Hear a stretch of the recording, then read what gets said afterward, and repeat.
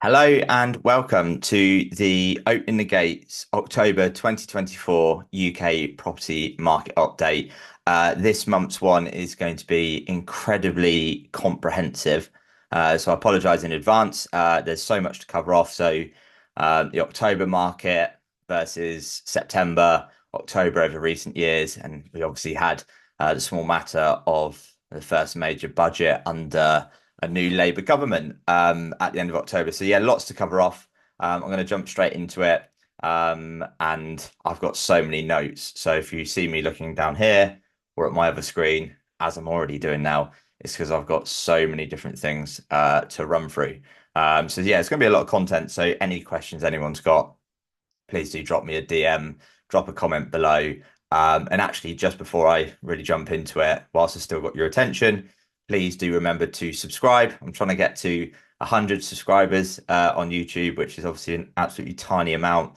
But I don't do any paid ads or anything like that. It's just very much putting it out there to the world and seeing who engages with it. So make sure you subscribe. Please do share it with others within the industry that you think would benefit from watching this.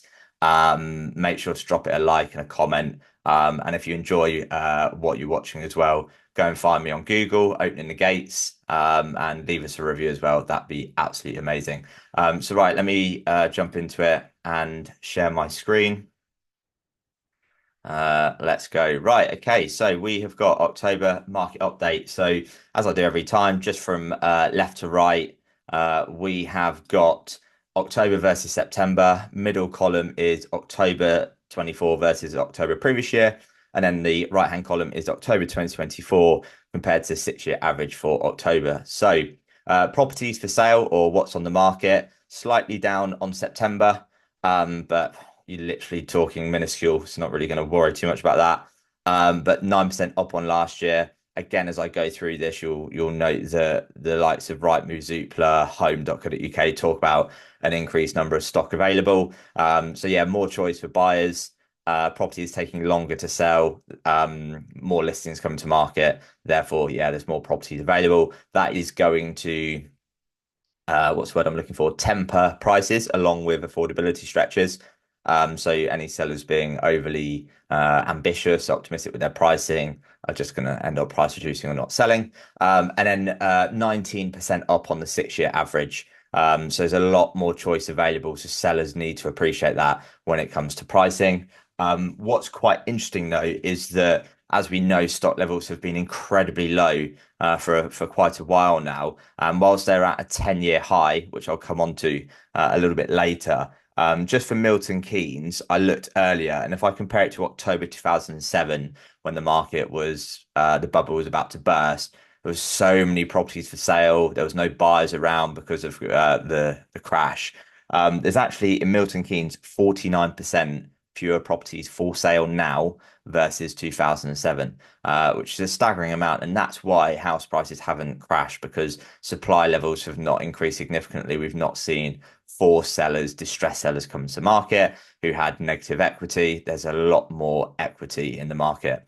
So if you want to know those figures for your area, please do reach out to me and I will let you know what the stock levels are like in your area now versus October 2007. How long I've just spent on the first bit is, my God, going to show how long this might take. New listings were slightly down by 7% October versus September. Not unsurprising if you look at the seasonal timing of the year. And also maybe some people are a little bit resistant to come on the market with the budget coming up. However, it's still 11% up on last year and about 5% up on the 6-year average. So again, confidence in the market really with more sellers entering. And yeah, it's up on last year. But again, last year, I think we'd hit a peak of interest rates. So sales agreed up 8% on September, which I thought was a fantastic result considering the budget coming up. A whopping 32% up on last year. Caveat on that is that last year, yeah, the market wasn't great. We were in a well, we hadn't even started a recovery, to be fair. Interest rates were at their peak. We're still recovering or trying to recover from the trust quieting mini budget and getting to grips with that. So take that with a pinch of salt. However, we're almost 6% up on the 6-year average for October. So bearing in mind that's 19 through to 24. We had the craziness of 20 and 21 in amongst that as well, with coming out of COVID, race for space, record low interest rates, and stamp duty holidays. So to be 6% up is really, really good going. So all in all, there's more properties for sale. There's more properties entering the market. There's more sales being agreed. So essentially, there definitely is a market. There's buyer and seller demand, and unsurprisingly, if you price correctly, you market correctly, you're going to sell your house. Price changes were slightly down on September. Again, unsurprising with just a little bit less activity on new listings in October compared to September, so more of a seasonal thing. Up 3.47% on last year. Again, 2A's looking at that. Great. Sellers and agents are adjusting expectations. Or if we look at the 22% increase on a 6-year average, does that mean there is still a considerable issue with overvaluing? The answer is yes. Just so many properties coming on the market at inflated prices and ending up reducing. I'm not going to bore everyone to death on this as I do every episode. But if anyone wants to discuss price reductions with me, do give me a shout. What was really interesting was the withdrawn figures. So 33% down on last month, 61% down on last year, 24.5% up on 6-year average. So really, I think that properties are selling more. There's more sales agreed, so there's less being withdrawn, and properties are taking longer to sell. Therefore, properties are not coming off the market as frequently. I think that makes sense what I've just said. So yeah, lesser withdrawals taking place. I think also just more certainty than there has been, call it, compared to a year ago. And sellers just getting on with it. And if they're adjusting their prices rather than just taking it off, they're going, okay, I had it on at 525. Let's change it to 500 and stay on the market rather than being 525 and going, I won't reduce, I'll just take it off. So yeah, I think it shows commitment to the market, more serious sellers, rather than just those who go, I'll whack it on a crazy price. And if I get the unicorn price, amazing. If I don't, then I'll just take it off. Fall throughs have risen. So up 4.5% on last month, up 24% on the year before, and 1% up on 6-year average. So more sales being agreed is going to equal more fall throughs. But again, the longer it takes to sell a property, if it's had a price reduction, there is stats out there to highlight that it is more likely to fall through. So, and in terms of conveyancing as well, I don't have any hard data on this, but I'm sure everyone would be in agreement that the longer a sale goes on, the more likely it is to fall through. And I'll be going through some stats later on in terms of the length of time it's taking to get from sale agreed to completion. If you are having any issues with fall throughs and completions taking too long and turning that money over, you'll see that in the pipeline stats later as well. Huge shout out to Ross McKenzie, co-founder of OpenMove. If you are an estate agent watching this and you want to try and be part of something that is going to help fundamentally change the course of that process and collaboration between brokers, solicitors, buyers, sellers, and agents, please do go check out Ross McKenzie and OpenMove. He is going to be a returning guest on the podcast, I think in early December, ahead of the launch of OpenMove on the 12th. So go check out that podcast. But yeah, reach out to him if you're not already speaking to him. And then relisting down 12% on September, again, seasonal thing. But up 26% on last year and up 21% on 6-year average. So long short of it, more sellers who've tried the market before are coming back to the market as well. And I definitely think we are going to see an increase in the number of properties selling with a second agent. You definitely want to be the first agent through the door. You're more likely to sell a property first time round. And there's definitely some farming marketing to do with that. Reach out to me if you've got any questions on that. I have a client who has just started a newsletter.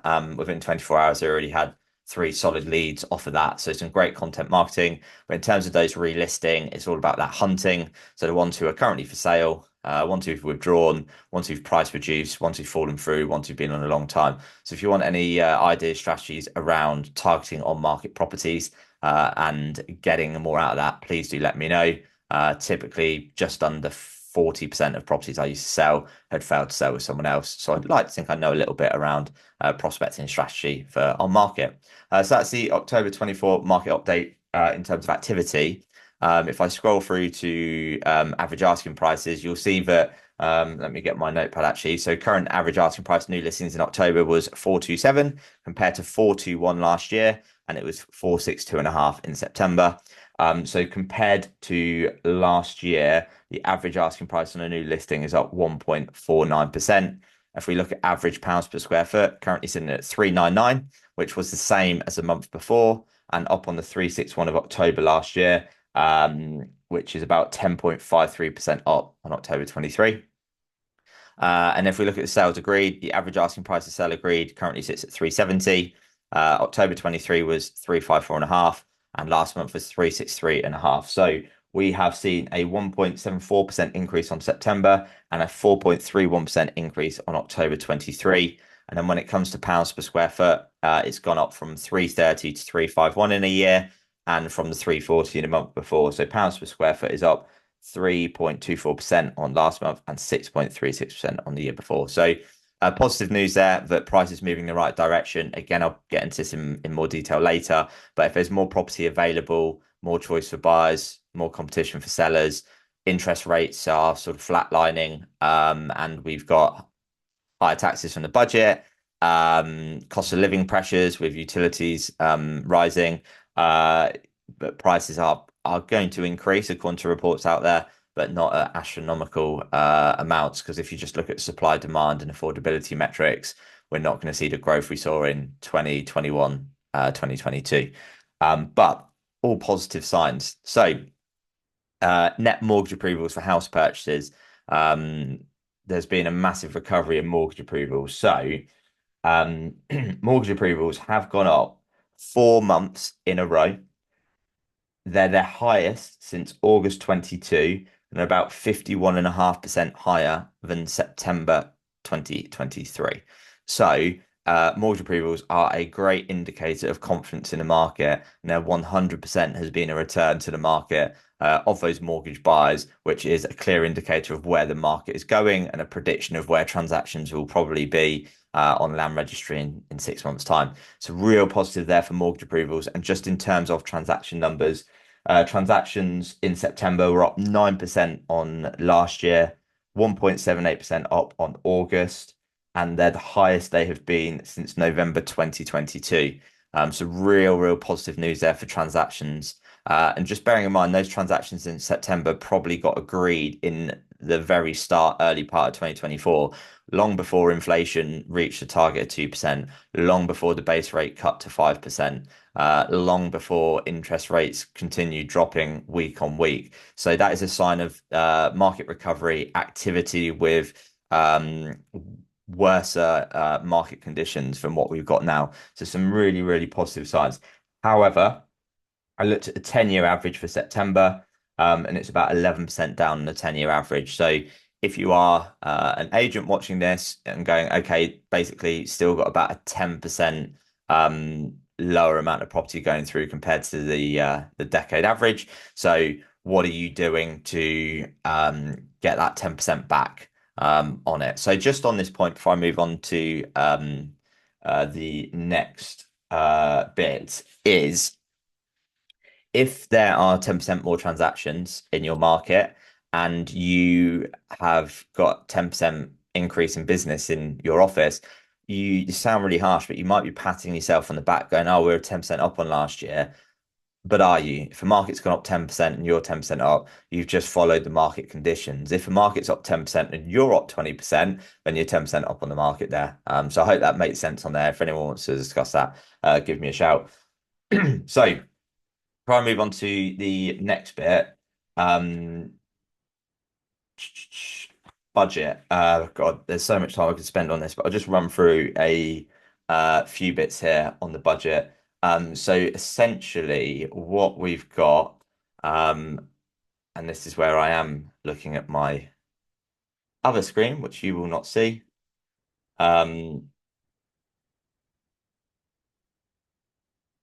In the budget, the few bits obviously that were discussed should have been better prepared for this. So stamp duty, let's run through it. So stamp duty on additional homes. stamp duty on additional homes has gone from 3% to 5% literally overnight. That's obviously going to impact any buy-to-let investors. Around 7% of property purchases are from buy-to-let investors.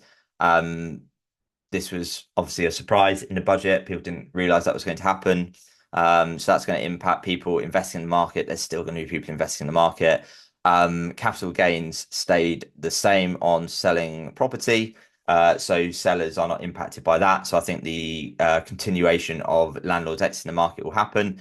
But actually, if you look at number of properties being bought by landlords, number of properties being sold by landlord is kind of net zero, basically, if that's right language, where what's going out is coming back in, vice versa. But tenants are staying in their properties for longer. There's a lot less choice out there. Therefore, supply's low, demand's high, rents continue to shoot up to record prices. People are then going, do you know what? If I can afford to save a deposit or get a deposit from bank mum and dad, family members, I'll just go buy my own home.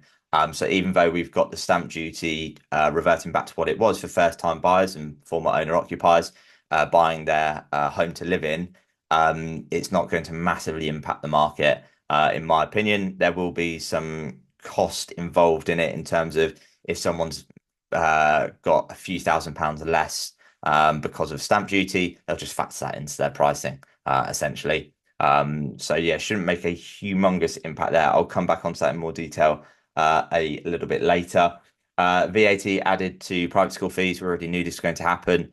But what we'll probably find is some people are taking their children out of private school and wanting to take them into outstanding Ofsted schools. So that will positively impact, in my opinion, school catchments that have outstanding schools. So there's definitely a marketing message to be had there to be putting out to your marketplace, particularly obviously in those areas that have fantastic schools.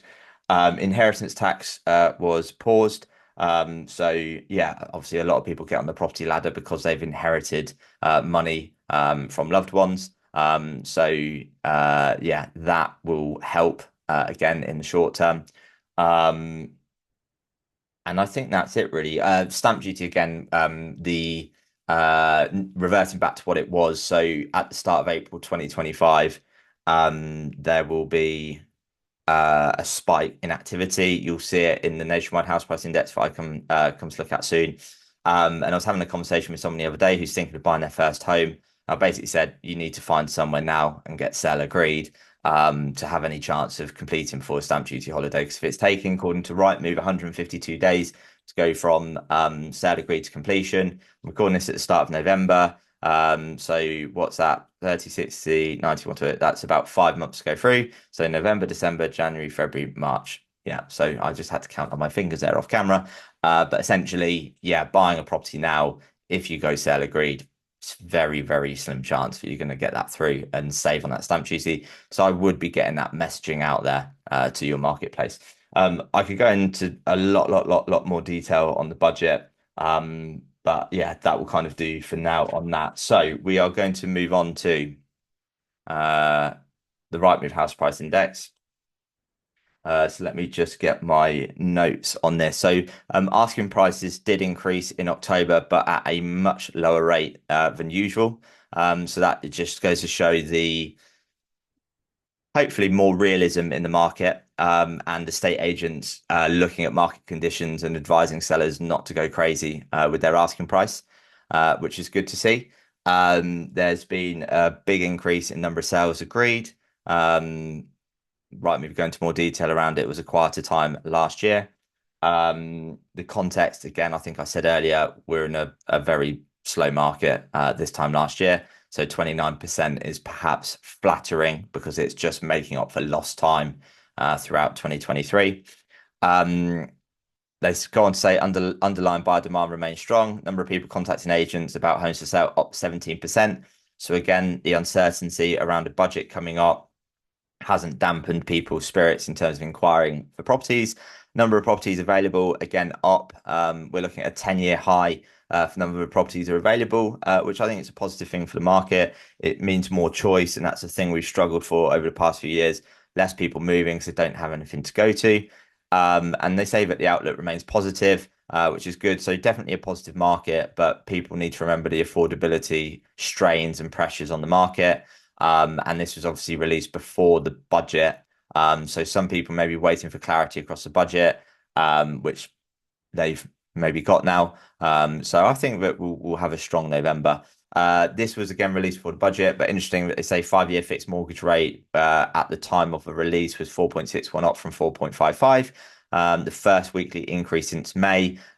So definitely seen the swap rates move up a little bit, which is going to impact the wider interest rates as well. So for anyone waiting for interest rates to drop down to where they were a few years ago, I just keep saying this is just it's not going to happen. That period of '09 to 21 where we had sub 2% rates was an anomaly, not the norm. The other thing that Rightmove covered off is that the average energy bills have been going up. So something to factor in as well. Maybe those with bigger homes will be looking to downsize, and that could be a good market to go after as well. And all the markets seem to be predicting a further two base rate cuts before the end of the year, although maybe it's less likely now after the budget. Again, at the time of recording, this is pre the MPC meeting on the 7th of November.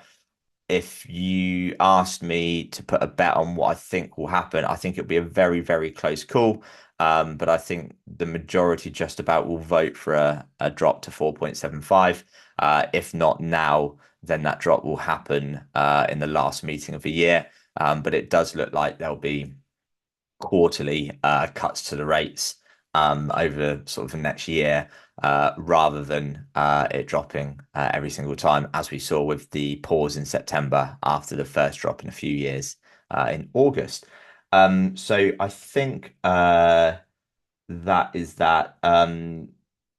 The only other thing actually just on interest rates is that if we remember that where interest rates are now averaging mid fours, let's say, certainly a lot better than where we were a year ago when they had a six in front of them, and some of the lowest rates we're seeing with a three in front of them as well. So there is actually some pretty attractive mortgages out there at the moment, which buyers are taking advantage of.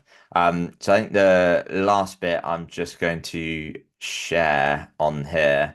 I think I'll just cover that off there basically. Yeah, it's a big improvement on the sixes we were seeing to where we are now at mid fours. And then if we just scroll down, average stock per agent, you'll see this in the Zoop house price index in a minute. But there's definitely more stock both on the market and under offer than there was a year ago. But average time to find a buyer is 2 days longer than it was a year ago. So again, affordability stretches, more choice for buyers, more competition for sellers. Properties are taking a little bit longer to sell. So please, please, please, agents watching this, inform and educate your market on statistically, on average, how long is it going to take to find a buyer and how long is it going to take to go through? Because they think they're going to sell in 1 week and then it will go through in a month. They're deluding themselves. You're much better to have that conversation up front. So I think that covers off the Rightmove house price index. Onto Zoopla. Again, there's a lot I could cover off on this. So a 30% growth in the value of sales pipeline versus October 23. So again, a lot more sales happening versus last year. Plus, we've had a bit of house price inflation as well. So the value of the pipeline has gone up by 30%, which is obviously great news for estate agents in terms of their fee pipeline as well. And that's actually just reminded me on something I didn't cover off earlier, annoyingly. Just in terms of pipelines, so a 30% growth in the pipeline. I had a look at this the other day, and of the properties actually currently for sale, so unsold, I think it's very interesting data. The average asking price of an unsold property is currently £493,358.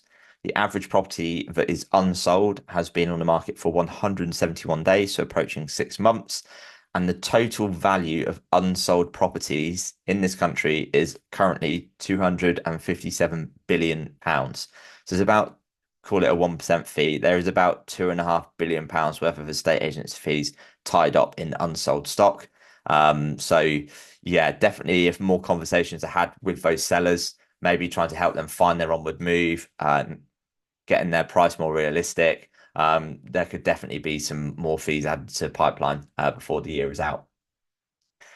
So let's scroll through this. So Zoop have shown again higher buyer demand from inquiries, more sales being agreed, more properties entering the market.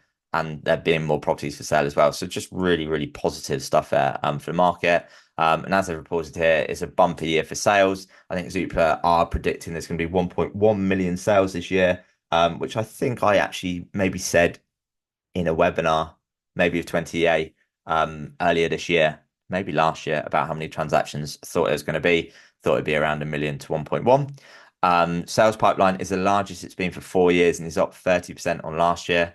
Yeah, very, very solid growth there. So the pipeline currently stands at 113 billion pounds. So what's that? £1 billion worth of fees in estate agents pipeline at the moment, if my math is right on that. I'm sure it is, which is good to see compared to where it has been. Now, if we look at buyer types, as you can see, first-time buyers continue to grow over the years. You would think with continuing house price growth, affordability pressures, increased interest rates, etc., surely these first-time buyers can't buy property. Again, I said it earlier, fed up of paying extortionate rental prices and paying a landlord's mortgage. And if they can, they very much prefer to pay their own mortgage. Now, where's that deposit coming from? Bank of mum and dad, family, etc. So yeah, biggest buyer group is first-time buyers, with just over 1 in 3 of all purchases by first-time buyers, which is incredible. You'll see that there is more cash buyers in the market as well. Again, people have paid off their mortgages, people downsizing and not having a mortgage on that. And then buy-to-let market, you'll see that whilst in terms of buy-to-let mortgages is less than what it was, there's still people out there who are buying property to rent out. So whilst there is a movement away from buy-to-lets and selling them, some of those buy-to-lets are bought by other landlords. And I think a lot of the media, in terms of saying how many properties are for sale that were buy-to-lets, again, how many of those will actually go on to sell, or how many will go back to being rented, whether that's with the existing landlord or be bought by someone else. So just thought I would add that in there. Interesting, around the average asking price of a formerly rented home is 16% lower than the average UK asking price. Unsurprisingly, you typically expect former rentals to be flats, terraces, 2 beds, 1 beds, studios, etc. On that.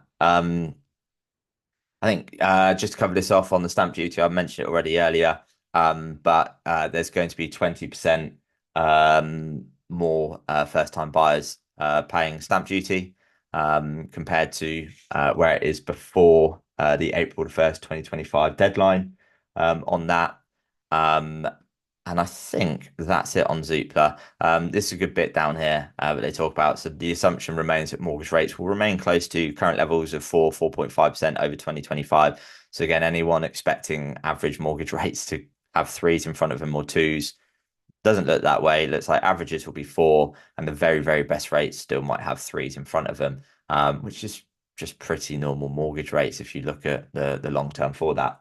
So I think that covers that off from Zoopla. Something else I was going to mention, but I think that comes up in Nationwide or Halifax, so we'll go through to this.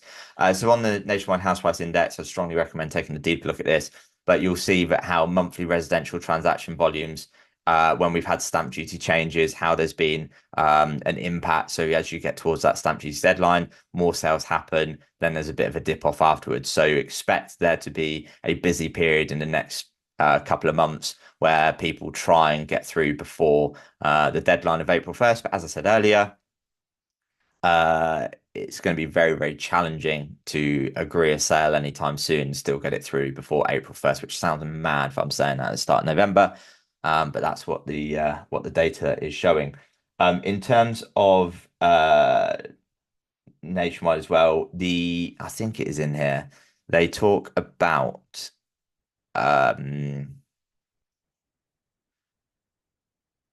here, there we go. The Chancellor also announced an increase in the higher rate of stamp duty for additional dwellings by 2 percentage points, so going from 3 to 5, which obviously took effect straight away. They are predicting for the year to June, this would affect 194 transactions. So based on the data they're sharing, I believe with 1 in 5 residential transactions impacted, what they're saying is 20% of properties are bought as an additional property. So, for example, let's say 7% of buy-to-lets, that means another 13% are bought as a buy-to-let cash, or people are buying a new home without selling their existing one. I think that's something I should have touched on earlier, which I didn't actually, is that, again, making sure you're educating your market in that they might be able to sell, uh, they might be able to buy their next home without selling their existing one. Perhaps they're not realizing the stamp duty implications. So making that abundantly clear to people as well. That's a great blog to do, video, um, email campaign to your database around it as well. So yeah, that's what Nationwide have said. Again, prices are not a million miles away, according to their index, from where they were at the height of the market in late 22. There has been annual house price growth, month-on-month growth, but not as much. It has slowed down there, which again is, I think, a sign of the continued strain on affordability. But all positive things there. And if we look at Halifax, I don't know if I already went over this one in my last update, because I don't think Halifax have released another index since. But again, Halifax show house prices increased month on month, year on year, and the highest growth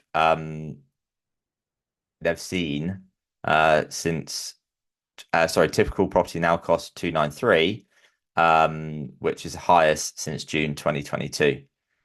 So again, there's definitely been growth in the market there, according to Halifax. There was some good bits they said in here, which I'm sure I said last time. I'm sure I'm probably repeating this. So market conditions have steadily improved over the summer into early autumn. Mortgage affordability has been easing thanks to strong wage growth and falling interest rates. That's boosted confidence among buyers, with a number of mortgages agreed up. Whilst the mortgage affordability continues to support buyer activity, boosted by further potential cuts, housing costs still remains a challenge. So essentially, house price growth will be very, very limited. It'll be modest in the near future. I feel like there was something else which I'm now not going to find. Ah, here we go. This is what I wanted. It's essential to view these recent gains. So whether it's house price growth or transaction levels, to look at these gains in context, because where the transactions have increased from October last year, market wasn't great. And if you look at the gains in the market, where we are right now, basically it's making up the lost ground of 2023, which I think they say in the Halifax House Price Index. Right, we're almost at the end here. You'll be pleased to know. So average UK property price now stands at £293,000. That is 2.8% up on the year, 1.5% up on the month. That's actually 6 months in a row now, I believe, that land registry prices have gone up. Remember, these are transactions from August. If they're completing in August, they probably got agreed very early on in the year. So that is before we had improving market conditions, which is great to see. And if we look at this map here in terms of growth in the market as well, it's lovely to see such a red looking map rather than the bluer looking maps that we were seeing across 2023. So yeah, very, very positive there. And I don't know if I've just said this, but UK house prices, if I go here actually, as you can see, have continued to rise. In September 22, they peaked at 288,465. They are now at 292,924. So house prices are the highest they have ever been, and they are 1.55% up on the peak of September 2022. So where are those house price crashes of 10, 15, 20, 30, 40% that some predicted? Still might happen, you never know, but all the data's evidencing that we are away from that potentially happening, and we're in a very, very positive place, which is great to see. So last few bits here. So house price index from ESEV, I won't spend too much time on this. I think it's just a quick one. They kind of talk about difficulties for mum and dad. So if you look at this last paragraph, this is before the budget got released. They didn't expect there to be any help for buyers, which there hasn't been.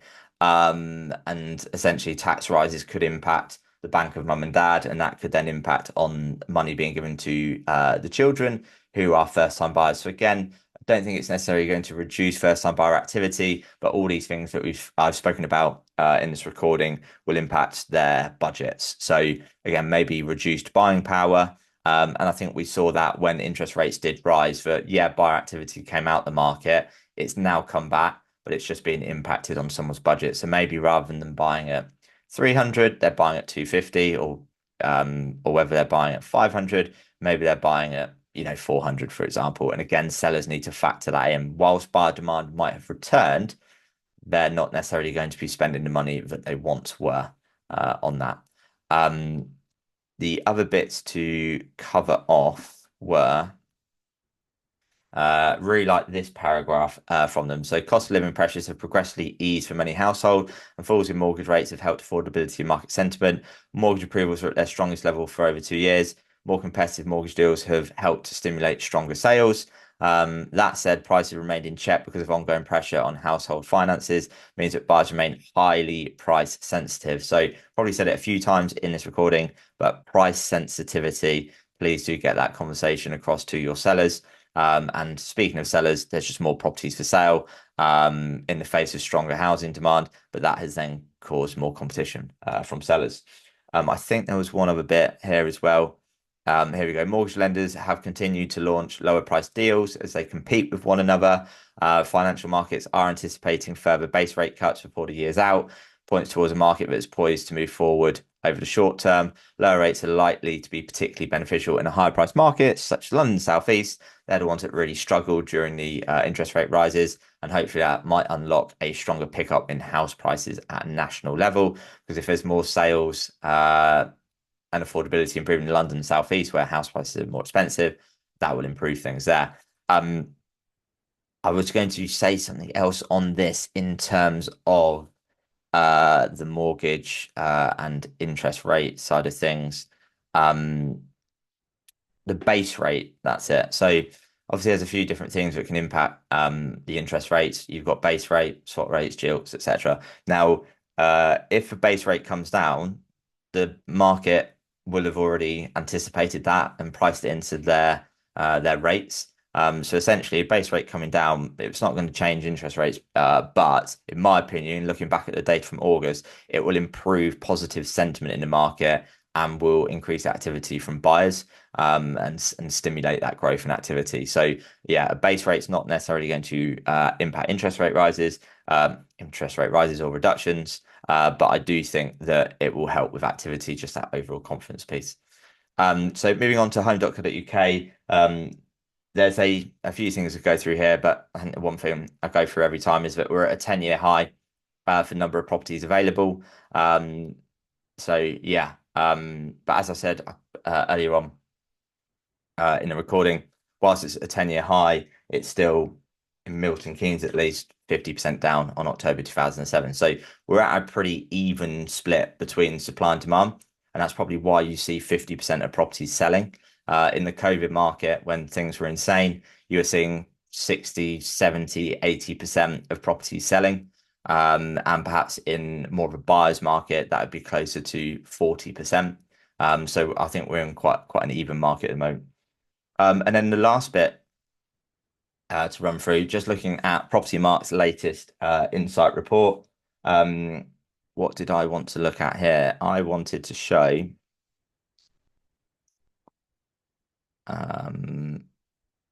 they're saying stock levels are at a 2-year high. Market appraisals are at a 2-year high, so showing that people are getting their houses valued, which is great to see. And number of sales has increased. Interesting in terms of asking prices continue to diverge from market expectations. So their data here is highlighting that around 80% of properties sell at less than the asking price, around 10-ish% sell at the asking price, and getting over the asking price is just under 10% as well. So about 80% sell at less than the asking price, 10% at asking, 10% at above asking. So some interesting stats there. And I would say it'd be interesting to look at your own data. How many properties do you sell at or above asking price? And you can perhaps compare that to your local market as well. Definitely something I can help with there in terms of the data that I go and research. And then I mentioned this earlier, time to exchange contracts. Look over the last decade how it's increased. We've gone from like 5% of properties taking 17 weeks or more um to progress. It's just crazy to progress to completion, whereas it's now at 35%. So one in three transactions are taking at least 17 weeks to complete, with Rightmove reporting 150 days from sale agreed to completion. So there's plenty that can be done to reduce that time from sale agreed to completion. It's done long before you find a buyer. It's at the very start of the process of speaking to sellers and coming to market. If you're watching this and want to find out how you can reduce fall through rates and reduce the time it takes to get from sale agreed to completion, do reach out to me. I'll very happily discuss that further. And then just going back to what I discussed earlier as well, do go check out, reminder again, and plug for Ross McKenzie at OpenMove. He can definitely help with this as well. So I think that covers off the October market update. I might have been a bit here, there, and everywhere this month. There's just so much to cover. I had so many notes. And look, I don't do PowerPoint presentation, slideshows, death by PowerPoint. Just don't think people are interested in that. I want it to just be raw, real, authentic. I hope it's valuable to everyone watching. And as I said earlier, like, subscribe, comment, leave us a review, let other agents know about it. That'd be amazing. And yeah, I'll be back at the start of December, where I'll be reporting on November market activity and what the month after the budget has meant to the property market. If anyone's got any questions in the meantime, please do reach out to me. It'd be great to chat. Thank you very much for watching.